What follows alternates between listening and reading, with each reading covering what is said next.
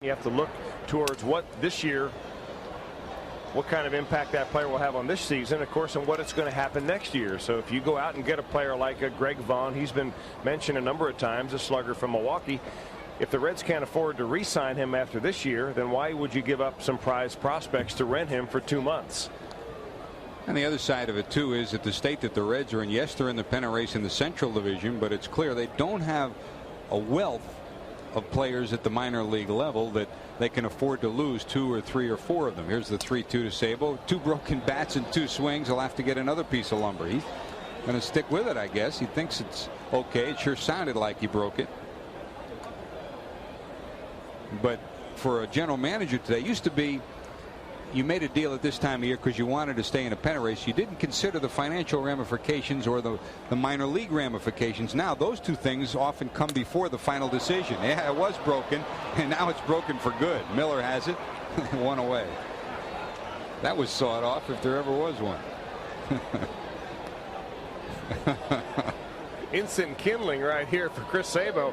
I swear I think it broke on the pitch before that, but he didn't want to go get another piece of wood. He's got a pizza paddle now. That looks exactly like a pizza paddle. Now you're making me hungry. Uh-oh. It'd take a lot to do that. They're going to take a look at this bat now. They see something on the inside of this.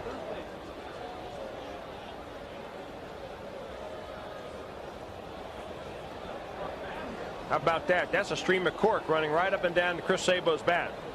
They're going to go in and they're going to eject him from the ball game. Or that could, well, let's see. Ooh. Oh, that's bored out in court. No doubt about that. There's a board in the middle of that. How about that?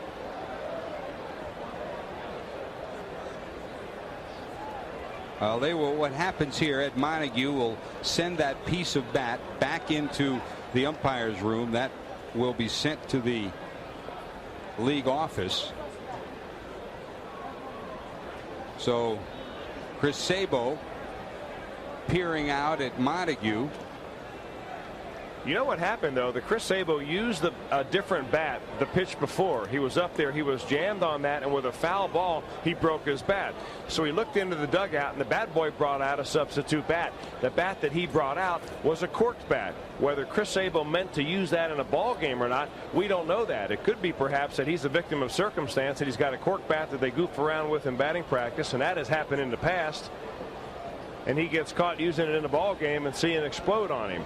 That's about a hitter's worst nightmare, if you know you're cheating and then you know you got caught. Again, he did break his bat, and I tell you one thing, Chris, you would figure if the bat was deliberately corked and he knew it was corked and he thought it was broken the time before, he wouldn't even take a chance. He'd get rid of it rather than see it splinter open. Yeah, I can't see him intentionally going out there using a cork bat, especially after the bat boy brought that one out there. Look at Montague is out in the infield now picking up pieces of cork. Tom Hallion gobbling some up. All those wine bottles. Wonder what vintage it was. Wally Bell will take the rest of it. Here's another look. Watch this ball. Look at the little pieces of cork coming out of that bat. That is classic.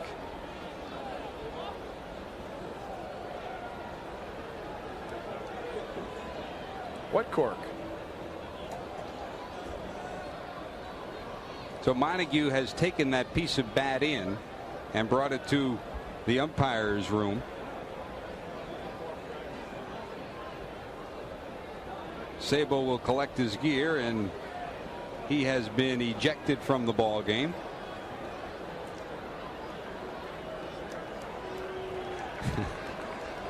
The way he looked at somebody on the bench and said, "I used your bat and you got me in trouble." It wouldn't be so bad, but they have his name imprinted on those things.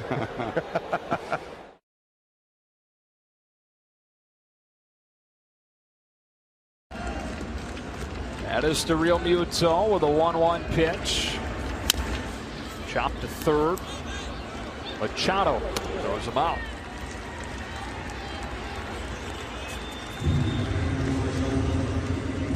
Christian Yelich comes up. Talking with Dan Jennings about him prior to the game today. He said, look, this is the first adversity this kid has ever faced as a player. Skyrocketed through the minors after dominating as a high school player. Early draft pick. Had a good season last year as a rookie. But hitting just 178 coming into this one. Dan Jennings out there asking Jordan Baker to go down and talk with the crew chief Paul Emmel about something. Oh boy.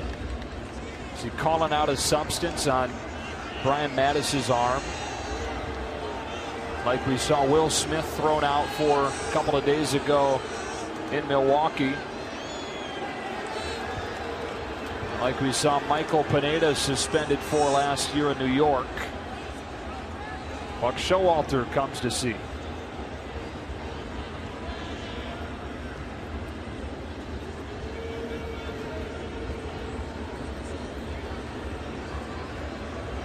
Well, it's interesting because I saw Dan Jennings go talk to the hitting coach for the Marlins, Frankie Menachino.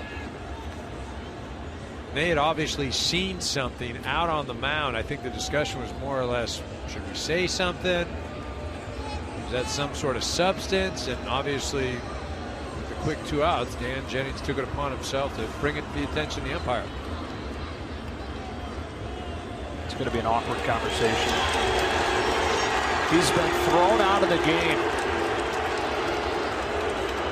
Brian Mattis becomes the second big league pitcher this week to get thrown out of a game for a foreign substance on his arm. Mattis thrown out in a scoreless game in the 12th.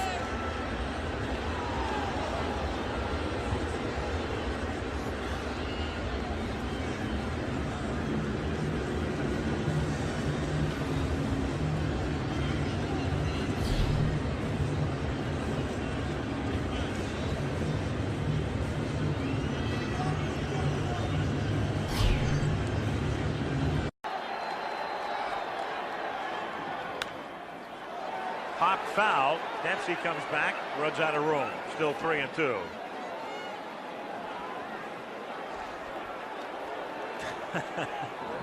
Dempsey.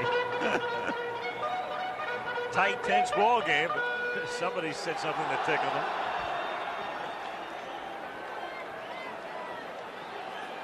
Davey Johnson asking to look at the ball or the glove, maybe, of Jay Howell. And they want the crew chief, Harry Wendelstedt, to come in as well.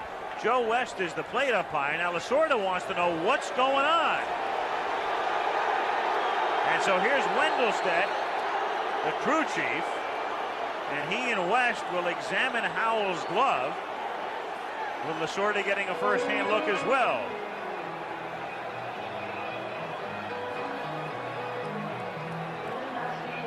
The other night we were talking about when Alejandro Pena came in, and it did look like to be some foreign substance on the back of his glove. Maybe they're a little bit confused. Or maybe he picked up Pena's glove from the bullpen. I doubt if that happened, though. Now they're looking at the inside of the glove. You notice Dempsey had his hand in there, and Joe West kind of slapped it out of the way.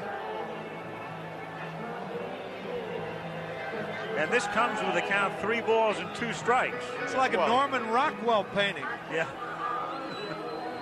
Of course, you know, as an umpire, you have to, number one, make a decision. That threw him out of the ballgame. Yeah, look at this. Can you believe this? But obviously, they've got the evidence, because that's only a very mild protest from Tommy Lasorda. But also, look at this. Bart Giamatti, the National League president. Now Wendelstedt is going to take the glove over to Giamatti. And that's Ed Vargo behind Giamatti, who's the supervisor of umpires. Lee Mazzilli comes over for a first-hand look. Well, to be quite honest, Al, former National League president Chubb Feeney there as well. Not one pitch did anything that would make you believe that it had a foreign substance on it. I'm just talking from an umpire, and usually when you, as an umpire, you see the ball come up there, you could tell whether it's a spitter or it has Vaseline on it, because the ball will react funny. I wonder if Davey Johnson had any knowledge beforehand. I mean, usually, there you see Dempsey now it's not that funny, I don't suppose. But, I mean, Davy Johnson, I would think, would have to have knowledge beforehand before going out there to check it. There's no way that Davy's going to go out there and say that those pitches did anything differently. He just threw 5 pitches. The other night he was throwing a lot of curveballs. Yep. What's the indication? How did he know? Well, that's what I'm saying. None of the balls acted funny. No, they didn't go down. Usually, if a ball has a foreign substance, it's going to dip. Yes. Did he throw his glove out or did he throw Hal out? Is he out just for the game or for the playoffs? In the regular season, he'd be suspended. I mean, that's the next question that has to be addressed here. He's thrown out of the game. Alejandro Pena will come in to pitch, but now the question becomes, what about the rest of the playoffs? And you'll recall the incident with Kevin Gross and the Joe Negro incident last year with Minnesota. Of course, what brought the umpire out in the Joe Negro incident was the ball did something funny. He went out there and examined. He found the file or the nail file in the back pocket. Kevin Gross, are you familiar with that, Timmy? I don't know if he defaced the ball. There was sandpaper. There was sandpaper in his glove. Was the ball actually defaced? The ball was scuffed, yes.